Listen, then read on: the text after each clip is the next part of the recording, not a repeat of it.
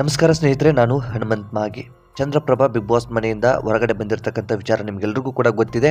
ಅದು ನಾಮಿನೇಟ್ ಆಗಿ ಬಂದ್ರಾ ಅಥವಾ ಇನ್ಯಾವ ರೀತಿಯಾಗಿ ಬಂದರು ಎಂಬುದು ಎಲ್ರಿಗೂ ಕೂಡ ಯಕ್ಷ ಪ್ರಶ್ನೆ ಕೂಡ ಆಗಿದೆ. ಸೊ ಕೊನೆಯ ಹಂತದಲ್ಲಿ ಕಾಕ್ರೋಚ್ ಸುದಿ ಮತ್ತು ಈ ಚಂದ್ರಪ್ರಭಾ ಇಬ್ಬರು ಕೂಡ ಇರ್ತಾರೆ. ಚಂದ್ರಪ್ರಭಾ ಮನೆಯಿಂದ ಹೊರಗಡೆ ಬರ್ತಾರೆ. ಕಾಕ್ರೋಚ್ ಸುದಿ ಅವರ ಹತ್ರ ಒಂದು ಪವರ್ ಇರುತ್ತೆ. ಆ ಒಂದು ಪವರ್ನ ಯೂಸ್ ಮಾಡಿಕೊಂಡು ಅವರು ಮನೆ ಒಳಗಡೆ ಉಳಿದುಕೊಂಡು ಬಿಡ್ತಾರೆ. ಈ ಎಲ್ಲದರ ಮಧ್ಯೆ ಚಂದ್ರಪ್ರಭಾಗೆ ಈ ಹಿಂದೆಯೂ ಕೂಡ ಮನೆಯಲ್ಲಿ ಇರೋದಕ್ಕೆ ಮನಸ್ಸಿರೋದಿಲ್ಲ. ಮನೆಯಿಂದ ಹೊರಗಡೆ ಬರಬೇಕಾದಂತಹ ಸಂದರ್ಭದಲ್ಲಿ ಯಾರ ಜೊತೆಯೂ ಕೂಡ ಮಾತನಾಡೋದಕ್ಕೆ ಮುಂದಾಗೋದಿಲ್ಲ. ಈ ಎಲ್ಲದರ ಕುರಿತಾಗಿ ಈ ಬಿಗ್ ಬಾಸ್ ಮನೆಯ ವಿಶೇಷತೆ ಕುರಿತಾಗಿ, ಬಿಗ್ ಬಾಸ್ ಸ್ಪರ್ಧಿಗಳ ಕುರಿತಾಗಿ ಈಗ ಅವರು ಸಂದರ್ಶನವನ್ನು ಕೊಡ್ತಾ ಇದ್ದಾರೆ.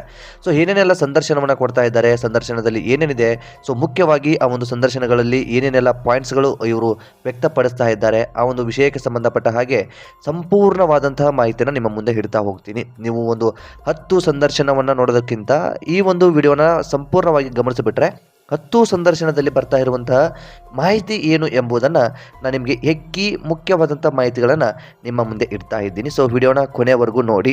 ಇನ್ನು ವಿಶೇಷವಾಗಿ ಬಿಗ್ ಬಾಸ್ ಮನೆಯಿಂದ ಹೊರಗಡೆ ಬರಬೇಕಾದಂತಹ ಸಂದರ್ಭದಲ್ಲಿ ರಕ್ಷಿತಾ ತುಂಬ ರಿಕ್ವೆಸ್ಟ್ ಕೂಡ ಮಾಡ್ಕೊಳ್ತಾರೆ. 5 ನಿಮಿಷ ಸಮಯ ಇದೆ ನಮ್ಮೊಟ್ಟಿಗೆ ಮಾತನಾಡಿ ಅಂತ. ಆದರೂ ಕೂಡ ಯಾರ ಜೊತೆನೂ ಕೂಡ ಅವರು ಮಾತನಾಡೋದಿಲ್ಲ. ಆ ಒಂದು ಪ್ರಶ್ನೆಗೂ ಕೂಡ ಉತ್ತರವನ್ನು ಕೊಟ್ಟಿದ್ದಾರೆ. ಯಾಕೆ ಯಾರ ಜೊತೆಯೂ ಕೂಡ ಮಾತನಾಡೋದಿಲ್ಲ, ಪ್ರತಿಕ್ರಿಯೆಯನ್ನು ಕೊಡೋದಿಲ್ಲ, ಈ ಕುರಿತಾಗಿ ಮಾಹಿತಿಯನ್ನು ಕೂಡ ಹಂಚಿಕೊಂಡಿದ್ದಾರೆ. ಸೊ ಆ ವಿಚಾರವನ್ನೆಲ್ಲವೂ ಕೂಡ ಗಮನಿಸ್ತಾ ಹೋಗೋಣ. ಸ್ನೇಹಿತರೆ, ನೀವೇನಾದರೂ ಮೊದಲ ಸಲ ನಮ್ಮ ಚಾನಲ್ ನೋಡ್ತಾ ಇದ್ದರೆ ಈ ಕೂಡಲೇ ಸಬ್ಸ್ಕ್ರೈಬ್ ಮಾಡಿ ಹಾಗೂ ನೋಟಿಫಿಕೇಷನ್ಗಾಗಿ ಬೆಲ್ ಐಕನ್ ಕೂಡ ಕ್ಲಿಕ್ ಮಾಡಿಕೊಳ್ಳಿ. ಆರಂಭದಲ್ಲಿ ಈ ಒಂದು ಬಿಗ್ ಬಾಸ್ ಮನೆಗೆ ಸಂಬಂಧಪಟ್ಟ ಹಾಗೆ ಅಥವಾ ಬಿಗ್ ಬಾಸ್ ಮನೆಯಿಂದ ಹೊರಗಡೆ ಬರೋದಕ್ಕೆ ಅವರ ಮನಸ್ಥಿತಿ ಯಾಕೆ ಆ ರೀತಿಯಾಗಿ ಆಯಿತು ಎಂಬುದಕ್ಕೆ ಒಂದು ಕ್ಲಾರಿಟಿಯನ್ನು ಗಮನಿಸ್ತಾ ಹೋಗೋದಾದರೆ, ಬಿಗ್ ಬಾಸ್ ಮನೆಯಲ್ಲಿ ಎಲ್ಲವೂ ಕೂಡ ಯಾವುದೂ ಕೂಡ ಅಂದುಕೊಂಡ ಹಾಗೆ ಇರೋದಿಲ್ಲ. ಅಲ್ಲಿ ಎಲ್ಲರೂ ಕೂಡ ಒಂದೇ ಮನಸ್ಥಿತಿಯವರಿಲ್ಲ. ಅಲ್ಲಿನ ಮನಸ್ಥಿತಿಗಳು ನನಗೆ ಅಡ್ಜಸ್ಟ್ಮೆಂಟ್ ಆಗೋದಕ್ಕೆ ಸಾಧ್ಯವಾಗ್ತಿರಲಿಲ್ಲ. ಆರಂಭದ ದಿನಗಳಲ್ಲೂ ಕೂಡ ಈ ರೀತಿಯಾದಂಥ ತೊಂದರೆಗಳಿತ್ತು.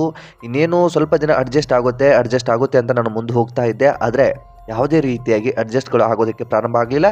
ಇತ್ತೀಚೆಗೆ ಏನು ಆಗೋದಕ್ಕೆ ಶುರುವಾಯಿತು ಅಂತಂದರೆ, ನಾನು ಯಾರನ್ನೋ ಒಂದು ಕಾರಣ ಕೊಟ್ಟುಬಿಟ್ರೆ ಆ ಕಾರಣವೇ ನನಗೆ ರಿಟರ್ನ್ ಆಗ್ತಾ ಇತ್ತು. ಸೊ ನಾನು ಯಾರೋ ಒಬ್ಬ ಕಳಪೆ ಪಟ್ಟ ಕೊಡೋದಕ್ಕೆ ಹೋದಾಗ ಆ ಒಂದು ಕಳಪೆ ವಿಚಾರಗಳು ನಮಗೇನೆ ಹೋಲಿಕೆಗಳು ಆಗೋ ರೀತಿಯಲ್ಲಿ ಇರ್ತಿತ್ತು.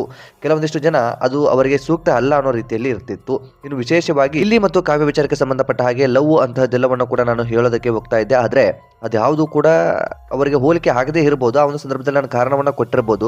ಅದು ಸೂಕ್ತ ಕಾರಣ ಅಲ್ಲ ಅಂತ ನನಗೂ ಕೂಡ ಅನಿಸ್ತಾ ಇತ್ತು. ಅದು ಕೆಲವೊಂದು ಸಾರಿ ಅದು ನನಗೂ ಕೂಡ ರಿಟರ್ನ್ ಆಗಿತ್ತು.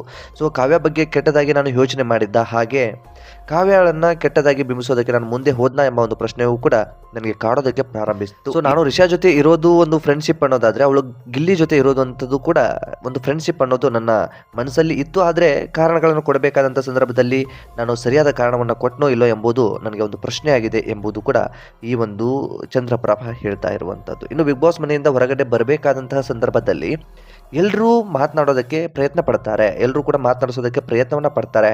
5 ನಿಮಿಷ ಕಾಲಾವಕಾಶ ಇದೆ, ಮಾತನಾಡಿ ಹೋಗಿ ಚಂದ್ರನ ಅನ್ನೋ ರೀತಿಯಲ್ಲಿ ಮನವಿ ಕೂಡ ಮಾಡ್ಕೊಳ್ತಾರೆ.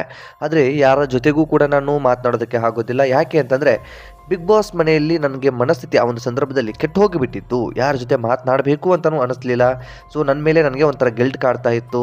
ಆ ರೀತಿಯಾದಂಥ ಒಂದು ಮನೋಭಾವ ನನ್ನಲ್ಲಿ ಪಾಸ್ ಆಗ್ತಾ ಇತ್ತು. ಯಾರ ಜೊತೆನೂ ಮಾತನಾಡಬೇಕು, ನಗಬೇಕು, ಬಾಯ್ ಹೇಳಬೇಕು ಅಥವಾ ಕಣ್ಣೀರು ಹಾಕಬೇಕು, ಈ ರೀತಿಯಾದಂಥ ಯಾವುದೂ ಕೂಡ ನನ್ನಲ್ಲಿ ಭಾವನೆಗಳು ಭಾಸವಾಗ್ತಾ ಇರಲಿಲ್ಲ.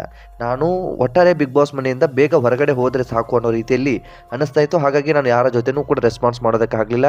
ವಿಶೇಷವಾಗಿ ರಕ್ಷಿತಾ ನನಗೆ ತುಂಬ ಆತ್ಮೀಯತೆಯಿಂದ ಇದ್ಲು, ತುಂಬ ಕಣ್ಣೀರನ್ನು ಹಾಕೋದಕ್ಕೂ ಪ್ರಾರಂಭಿಸಿದ್ಲು. ಅವಳನ್ನು ಕೂಡ ನೋಡಿದ್ರು, ಯಾರನ್ನು ನೋಡಿದ್ರು ಕೂಡ ನನಗೆ ಮಾತನಾಡಬೇಕು, ಬಾಯಿ ಹೇಳಬೇಕು ಅಂತ ಅನ್ನಿಸ್ತಾನೆ ಇರಲಿಲ್ಲ.